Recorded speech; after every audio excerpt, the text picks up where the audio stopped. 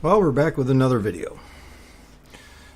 I'll get to the VR discussion here in a minute, but figured I'd talk a little bit about netKar Pro, which I never owned when it first came out. I never got it. I was tied up with Live for Speed and R Factor and running NASCAR 2003 seasons with, the mods that everybody was doing, the car mods, car sets, and all that stuff. So I never really got involved with this game when it first came out.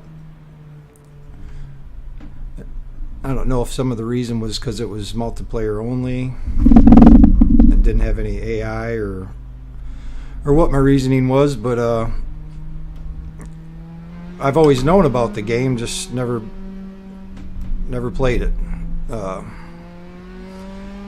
I know it was pretty popular, and it's definitely a pretty good sim for its time, that's for sure. But I never got into it.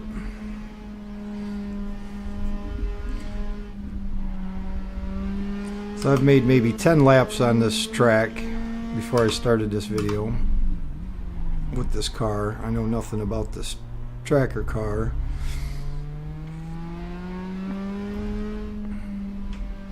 You can find this still online. I don't know if it's free.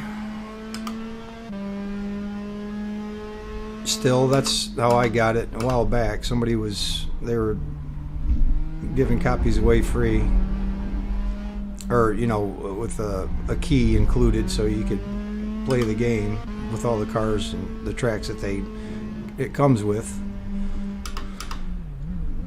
There's not a huge selection of cars by any means. I mean, especially by today's standards. I found some tracks online that you can put in the game, but I haven't tried any of them. Holy smokes. Yeah, I'm still learning the track. Like I said, this is right here probably my 10th lap.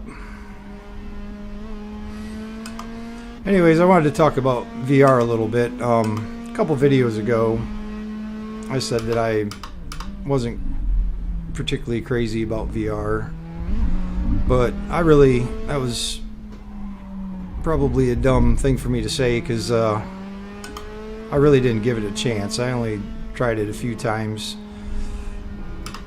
Didn't really give it a fair shake, but now that I've been using it for a month and a half or so now on iRacing and a set of Corsa and Race Room, I have to say it's a pretty impressive technology. I would have to almost say probably one of the most immersive things you could get for sim racing, and compare it to the price of top of the line pedals and steering wheels, it's dirt cheap for what you get, for the immersion you get. I do a lot of the dirt racing on iRacing, and I used to run sprint cars back in the day, and there's a bar that comes the side rub rail that comes right by your leg when you're sitting in a sprint car. Anyways, I used to always rest my hand on that during caution flag periods, and with VR headsets on, you look down there and you can see the bar, and I don't know how many times I've actually tried to put my hand down there to grab that bar, which obviously it's not there. There's nothing there for me to put my hand on, but it's just amazing. And it's really fun when you sit down in it and you go to grab the steering wheel in a car, and you're trying to grab the steering wheel that you see on the screen, not your actual steering wheel. So you're feeling around like you're blind trying to find it. And I guess the best testament I can give to it is I have a couple friends come over that race sprint cars for a living. That's what they do full time, and I set it up for them and had them run some practice laps at Knoxville, and both of them have raced there, and they were first surprised, how good iRacing did with the track. But the funniest thing was one of them got in a melee, and when he was about to hit the wall, he took his hands off the wheel, put his hands up. It was just really fun to see, how your brain gets, your brain has, self-preservation. And when something's going to happen that you're going to, possibly get hurt in, the VR headset really tricks your mind into thinking that, this is going to hurt. Which I really thought was neat, and it was fun to see him reach his hand or take his hands off the wheel, and so I mean that's a pretty good testament to its immersion factor. Not to mention, I feel it's made me more not faster, but definitely more consistent with laps, and I also feel like it's made me a little safer. Now, I've honestly never ran triple screens. I've always had I have a 32-inch single monitor that I use, and so I never used a triple monitor, so I can't say for sure how that is. But with the VR, I mean, you can see guys beside you. Probably like you can with triple screens, but to me, coming from a single screen, I just felt like I was a lot safer, or racing a lot safer around other people, and I could still give 100% to what was going out the front of the car and still race people clean, and I just felt like it made me safer.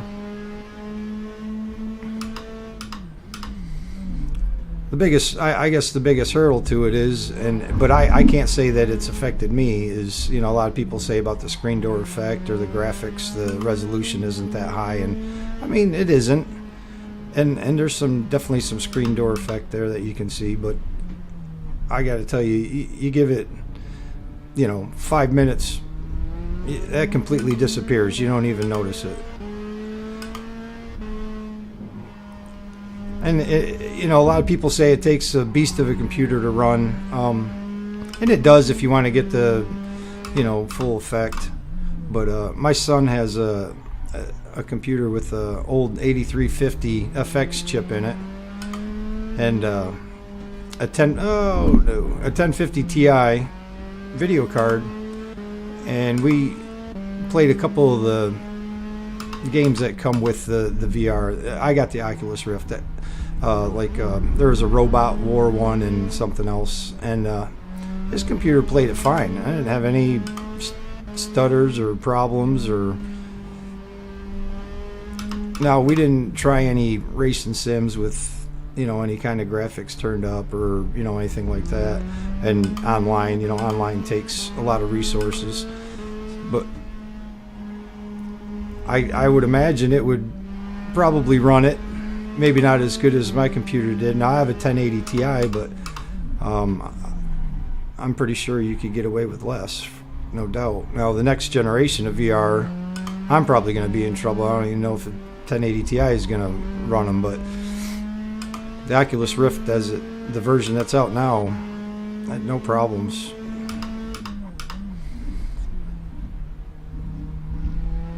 But next to maybe a motion rig or a top of the line pedal and wheel set, I'd have to say it for the dollar, it's probably the most immersive piece of equipment you could buy for sim racing and flight sims. I've used it for a couple flight sims that I used, DCS especially, and it's just incredible. It wasn't as much of a jump doing the flight sims with it because I always used the track IR, so I had a little bit of an idea what I was getting into with the VR and the flight sims. But I mean, Track IR doesn't compare to it, but it was at least gave me an idea what I was going to be looking at. See, this is why I said in the last video, racing and commentating, I'm terrible. I've missed 3 or 4 corners, forgot what corner I was on, what gear to be in, when to upshift. That's probably why you'll never see me race online while I'm trying to talk, because I'll be a danger to everyone around me.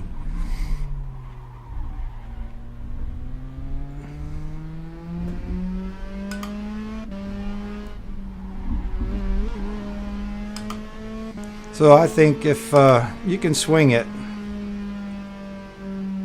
No, I must be out of fuel. I didn't even check my fuel levels. Yep, out of fuel.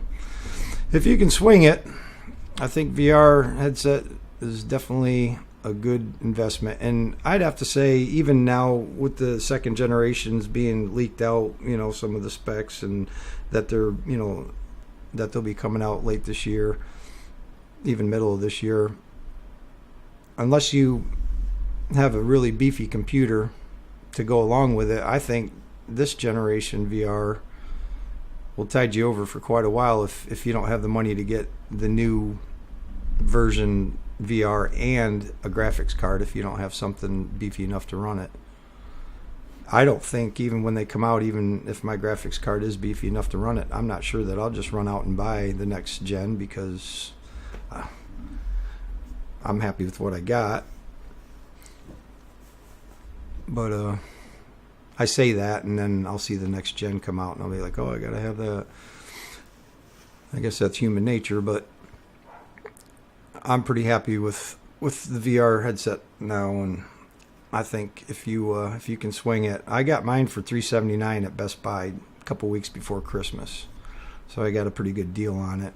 And I still see them for $399 around on Amazon, and I think Best Buy still has them for $399. So if you can, again, I've said this 100 times already, if you can swing it, it's a good investment. I'm almost positive you won't regret it, unless you happen to be in the very small minority that gets sick, or you know, makes you dizzy and all that. But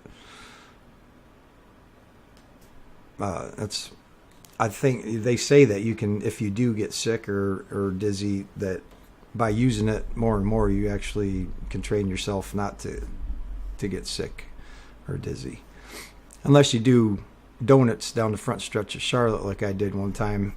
Spun out coming out of 4 and did a bunch of donuts down the front straightaway, and I actually got dizzy sitting, not moving, sitting with the VR headset on, and I actually felt dizzy. But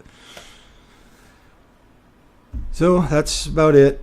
Until next time, I just wanted to give a little props to the VR headset and to netKar Pro. Till next time, we'll see you.